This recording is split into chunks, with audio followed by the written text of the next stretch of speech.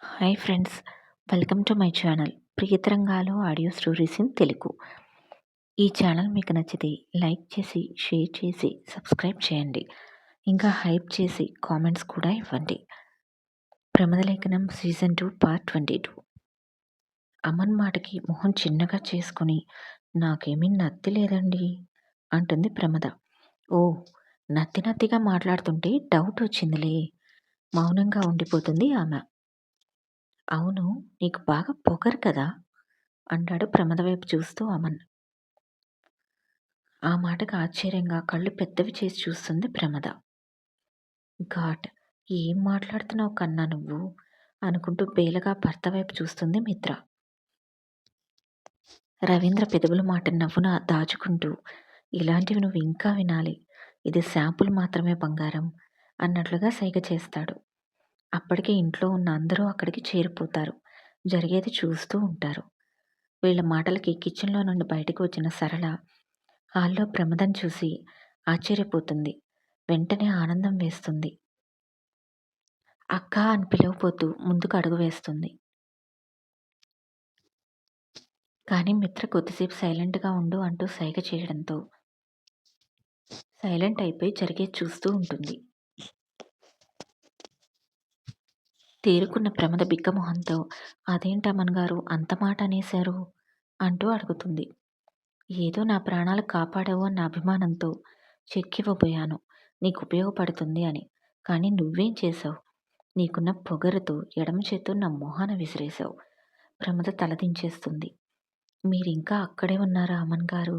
ఆ తర్వాత మన లైఫ్లో చాలా జరిగాయి, కానీ మీకేమీ గుర్తులేదు అనుకుంటుంది బాధగా. హలో అన్న అమన్ మాటకి తేరుకొని, అది పొగరు కాదు, సెల్ఫ్ రెస్పెక్ట్. అయినా నేను మీరిచ్చే డబ్బుకు ఆశపడి మిమ్మల్ని కాపాడలేదు అంటుంది నేల చూపు చూస్తూ చిన్నగా. అందుకే అన్నాను తమర్ని సెల్ఫ్ రెస్పెక్ట్ కారు అని. దాన్ని మా ఊర్లో పొగరు అని కూడా అంటారులే అని వెటకారంగా అనడంతో ముద్దుగా మూతి ముడుస్తుంది ప్రమద. కన్నా అంటూ వాళ్ళ మాటలకు బ్రేక్ వేస్తుంది మిత్ర. ఓకే మామ్, అనంలే, కానీ ఇంతకీ మీ సెల్ఫ్ రెస్పెక్ట్ నీకెక్కడ తగిలింది? భీమిలిలో నువ్వున్న ఇంట్లోనే అన్న అసలు విషయం ఇప్పుడు చెప్పడం అనవసరం అనిపిస్తుంది మిత్రకి. అందుకే వైజాగ్లో నాన్న అని చెప్తుంది. ఓహ్, మరిక్కడికి అంటూ ఆగిపోతాడు. అంటే నా కొడుకు ప్రాణాలు కాపాడింది కదా, అందుకే తనంటే నాకు ఒక అభిమానం. అదీ కాక తను అక్కడ వైజాగ్లో వర్క్ చేసేది బట్టల షాప్లోనే.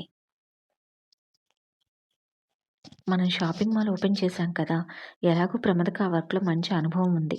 అందుకే ఇలాంటి నమ్మకమైన మనిషి మన మాల్లో ఉంటే బాగుంటుందని తను ఒప్పించి ఇక్కడికి తీసుకొని వచ్చాను. అంతేకాదు, ఇక్కడ మన అవుట్ హౌస్లోనే ఉంటుంది. అవుట్ హౌస్లో ఉండడానికి మేడం ఒప్పుకోరు కదా. ఎలా ఒప్పుకున్నారు? ఫ్రీగా వస్తే ఏదీ తీసుకొని వెలకట్టలేని ఆత్మాభిమానం ఉంది కదా మనకి అంటూ ఒక చూపు చూస్తాడు ప్రమద వైపు. ఎక్కడా వదలడం లేదు కదా అమ్మన్ గారు మీరు అనుకుంటూ ఊరగా అతని వైపు చూస్తుంది ప్రమద. నేను చెప్పింది నిజమే కదా ఏంటి అంటూ కళ్ళెగరేస్తాడు అమన్. సైలెంట్ అవుతుంది ప్రమద, తన ప్రియసకుడు మాటల ప్రభావాన్ని తట్టుకోలేక. ఆ మాటలు కూడా చాలా అంటే చాలా నచ్చేస్తాయి ప్రమదకి. అది ప్రమద బయట ఎక్కడైనా ఉంటాను అని చెప్పిందిరా, కానీ నేనే మన అవుట్ హౌస్ ఖాళీగా ఉందని అక్కడ ఉండమని చెప్పాను. మొదట ఒప్పుకోలేదు, కానీ నేను వినడం లేదని రెంట్ తీసుకుంటానంటే ఉంటాను అంది. ఇక తప్పక రెంట్ తీసుకోవడానికి ఒప్పుకున్నాను అని చెప్పేస్తుంది మిత్ర. "హా, అనుకున్నాను. ఈ సెల్ఫ్ రెస్పెక్ట్ ఎప్పటికి ఒప్పుకోవాలి? మేడం దగ్గర ఈ పనికిరాని సెల్ఫ్ రెస్పెక్ట్ మాత్రం చాలా ఉంటుంది. దానివల్లనే ఎదుటి వాళ్ళకి కాలుతుంది" అంటాడు గుర్రుగా చూస్తూ అమన్. ప్రమద సైలెంట్గా ఉంటుంది అమన్ మాటలన్నీ భరిస్తూ. నువ్వేమంటావు కన్నా, మన మాల్లో జాబ్ చేయడానికి ప్రమదం తీసుకువచ్చానుగా, నీకేమీ అభ్యంతరం లేదుగా. నువ్వేం చేసినా ఆలోచించే చేస్తావు, నాకేం ప్రాబ్లం లేదులే మామ్ అంటూ చెప్పి ప్రమదను ఒక చూపు చూసి తన రూమ్కు వెళ్ళిపోతాడు అమన్. అమన్ వెళ్ళిపోయిన తర్వాత ప్రశాంతంగా ఊపిరి పీల్చుకుంటుంది ప్రమద. ఇక అందరూ పలకరిస్తారు, ఎలా ఉన్నావు అంటూ. అంతలో అక్క అంటూ సరళ వచ్చి ప్రమదను చుట్టేస్తుంది. సరళను అక్కడ చూసి ఫుల్ షాక్ అవుతుంది ప్రమద. ఇంతలో ప్రమద వచ్చిందని తెలిసి ఇంటి దగ్గర నుండి అక్కడికి వచ్చేస్తాడు ప్రసాద్. వదినా, ఎలా ఉన్నావు అంటూ అభిమానంగా అడుగుతాడు. అసలు ప్రమదకి ఏమీ అర్థం కాక ఇద్దరిని మార్చి మార్చి చూస్తుంది. అక్క అంటూ మరల సరళ పిలవడంతో తేరుకొని మీ ఇద్దరు ఏంటిక్కడ అంటూ అడుగుతుంది. ఇంద్రగారే ఇక్కడికి తీసుకొచ్చి ఇద్దరికీ ఇక్కడ పని ఇచ్చారు. వెనక ఉండడానికి క్వార్టర్స్ కూడా ఇచ్చారు. ఇక అప్పటి నుండి ఇద్దరము ఇక్కడే వర్క్ చేసుకుంటున్నాం. ప్రమదకి చాలా హ్యాపీగా అనిపిస్తుంది. తనకంటూ కొంతమంది ఉన్నారు అని. ఇక అందరూ కొద్దిసేపు మాట్లాడుకున్న తర్వాత నేను ఔట్ హౌస్‌కి వెళ్తానండి అంటుంది ప్రమద. సరే పద అంటూ మిత్ర వెనుతిరుగుతుంది. మీరెక్కడికి మేడం? మీరిక్కడే ఉండండి. నేను వెళ్తానులే అనడంతో ఇక తప్పక ఆగుతుంది మిత్ర. సరళ వంట అయిపోయింది కదా? అయిపోయింది మేడం. ఇంకా డిన్నర్‌కి టైం ఉంది కదా! నువ్వు తనతో పాటుగా ఔట్ హౌస్‌కి వెళ్ళు. తనకి హెల్ప్ చెయ్యి అనడంతో సరే అంటూ సంతోషంగా ప్రమద్‌తో పాటు కదులుతుంది సరళ.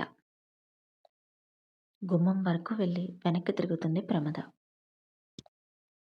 వెనక్కి తిరిగి మేడం అంటూ పిలుస్తుంది. లోపలికి వెళ్ళబోతున్న మిత్ర వెనక్కి తిరుగుతుంది.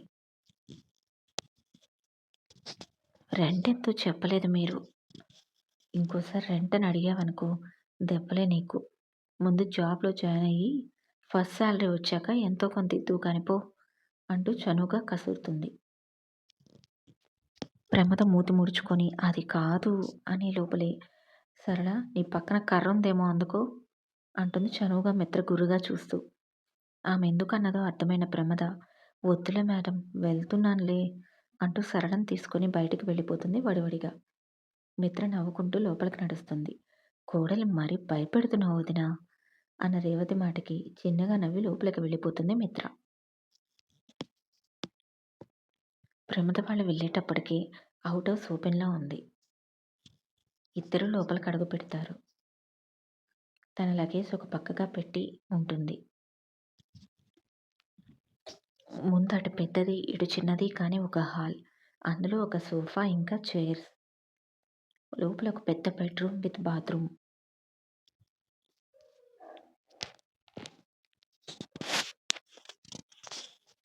బయటికి వస్తే హాల్, పక్కనే కిచెన్. ఇక ఔట్ హౌస్ చుట్టూ చిన్న కంచెలా గోడ కట్టి ఓపెన్ ప్లేస్ ఉంటుంది. అందులో రకరకాల మొక్కలుంటాయి. ఆ ప్లేస్ మొత్తం ఔట్ హౌస్‌లో ఉండే వాళ్ళదే. ఆ ఇల్లు ఎంతో నచ్చేసింది ప్రమదకి. ఇల్లు చాలా బావుంది కదా! కానీ రెంట్ ఎక్కువ చెప్తారేమో అంటుంది దిగులుగా ప్రమద. అలా ఏమీ ఉండదక్కా అంటూ సర్ది చెప్తుంది సరళ. సరళ వాళ్ళకి కూడా అంతా తెలుసు వీళ్ళ విషయం. కానీ తనిక్కడికి ప్రమదని ఎందుకు తీసుకువచ్చిందో, ఇంకా వాళ్ళ ప్రేమ గురించి కూడా ఏమీ తెలియనట్లే ఉండాలి మీరందరూ ప్రమద దగ్గర అని ముందే చెప్తుంది మిత్ర అందరికీ. అందుకే సరళ కూడా సైలెంట్‌గా ఉంటుంది. నోరు మెదపదు. మెల్లగా తను తెచ్చుకున్న సామాన్లన్నీ సరళ హెల్ప్‌తో సర్దుకుంటుంది. కిచెన్‌లో సరుకులు ఒక నెలకి సరిపడా ఉండడంతో ఆశ్చర్యపోతుంది ప్రమద. ఇదేంటి? ఇవన్నీ వాళ్ళకిచ్చేద్దాం. నాకు నేను తెచ్చుకున్నవి చాలు అంటుంది. అక్కా, వాళ్ళు నిన్ను కించపరచడానికి ఇక్కడీ సరుకులుంచలేదు. ఈ ఔట్ హౌస్‌లోకి ఎవరు వస్తున్నా కూడా మొదటి నెల సరుకులు వీళ్ళే ఇస్తారు. మనం కాదు అనడానికి లేదు. తర్వాత నుండి వీళ్ళేమీ ఇవ్వర్లే. మనమే కొనుక్కోవాలి. ఇప్పుడు కాదు అంటే వాళ్ళని అవమానించినట్లే అంటుంది సరళ. ఇక వేరే దారి లేక సరే అంటుంది ప్రమద. బాల్కనీలో కూర్చొని మొదటిసారి చాలా ప్రశాంతంగా ఫీల్ అవుతాడు ఇంద్ర. ఎందుకంటే ఇప్పుడు అమన్ తనతోనే ఉన్నాడు. ఇంకా ఇప్పుడు అమన్ చాలా అలర్ట్‌గా ఉన్నాడు. ఇక చాలా వరకు తన గురించి తాను చూసుకుంటాడు. ఇంకా ఇంట్లో వాళ్ళందరి గురించి కూడా తనే చూసుకుంటాడు. దెబ్బతిన్న సింహంలా ఉన్నాడు తనిప్పుడు. ఒకసారి దెబ్బతిన్నాడు. ప్రతిసారి అలా జరగదు కదా! ఇప్పుడు ప్రత్యర్థికి తన ఉనికిని తెలిపి సవాలు విసిరాడు. ఇప్పుడు శత్రువుని వేటాడే కొదమ సింహంలా ఉన్నాడు కనుక, ఇక అమ్మని గురించి తనకు టెన్షన్ లేదు అనుకుంటాడు ఇంద్ర. చాలా ప్రశాంతంగా. ఇకపోతే ఇప్పటి వరకు ప్రమద గురించి కూడా కొద్దిగా టెన్షన్ ఉండేది. ఇక తను కూడా ఇక్కడే ఉండేసరికి ఆ టెన్షన్ కూడా లేదు. ఇంకా అమన్ ప్రమద ప్రేమ గురించి తెలిసి ఆమెను తన చెల్లిగా ఫిక్స్ అయిపోయారు. చాలా రోజుల తర్వాత అతని మనసు మెదడు ప్రశాంతంగా ఉండడంతో అతని ఆలోచనల్ని ఆక్రమిస్తుంది సాహి. ఇప్పటి వరకు అతని టెన్షన్‌లో ఉండి, సాహి ప్రేమ తనకు పట్టలేదు. తనని రిజెక్ట్ చేశాడు. కానీ ఈ మధ్యన తనకి తెలియకుండానే సాహి ఆలోచనలు అతనికి ఎక్కువైపోయాయి. ఆమె గురించి ఆలోచిస్తూనే నిద్రలోకి జారుకుంటాడు ఇంద్ర. నైట్ ఫ్రెష్ అయ్యి వంట చేసుకుందామని ప్రమద అనుకునే లోపలే సరళ వచ్చి, "ఈ రోజుకు మా ఇంట్లో తిందువు గాని" అని వాళ్ళ క్వార్టర్స్‌కి లాక్కొని వెళ్ళిపోతుంది. ప్రమద ఇంట్లోకి రాగానే చైర్‌లో కూర్చోబెడుతుంది సరళ.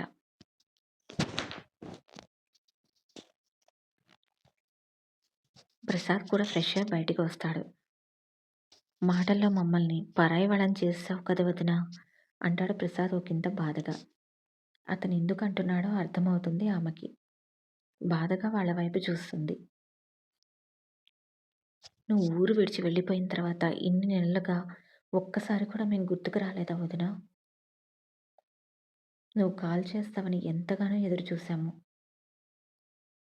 నువ్వు క్షేమంగా ఉన్నావు అని ఒక్క మాట చెప్పినా హ్యాపీగా ఫీల్ అయ్యేవాళ్ళం. నువ్వు ఎలా ఉన్నావో, ఎక్కడున్నావో తెలియక చాలా కంగారు పడిపోయాం. వాళ్ళ ఆవేదన విని బాధగా అనిపిస్తుంది ప్రమదకి. నన్ను క్షమించండి ప్రసాద్. నేను మిమ్మల్ని కాంటాక్ట్ చేయకపోవడానికి వేరే కారణం ఏమీ లేదు.